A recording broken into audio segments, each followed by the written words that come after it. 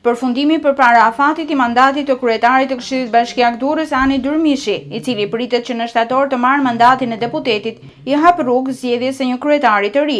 Mbledhjet e fundit janë drejtuar nga zëvendës kryetaria Denisa Luarasi, po siç mëson Durrës Lajm, në mbledhjen e ardhshme, grupi socialist që ka majorancën e Këshillit do të propozojë emrin e kryetarit të ri. Nëse grupi socialist do të vendosë të propozojë emrin e Luarasit për kreun e Këshillit, do të duhet të përzgjedhë dhe një emër tjetër për postin e zëvendës kryetarit. Por, nëse nuk do të jetë Luarasi zgjedhja e socialistëve, ajo do të vijojë të mbajë postin e deritanishëm, atë të zëvendës kryetares së bashku me kolegen tjetër, Edlira Devolli.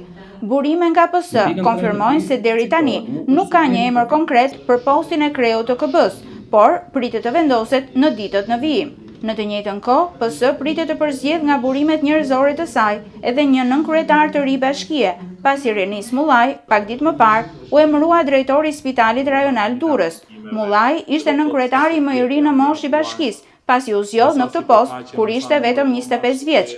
Kompetenca për zgjedhjen e nënkryetarit të ri i takon kryebashkiakes Emiriana Sako, e cila ka në strukturë 4 nënkryetar, por aktualisht ka në detyrë vetëm 2 prej tyre, Gentian Kallmin dhe Elio Janin.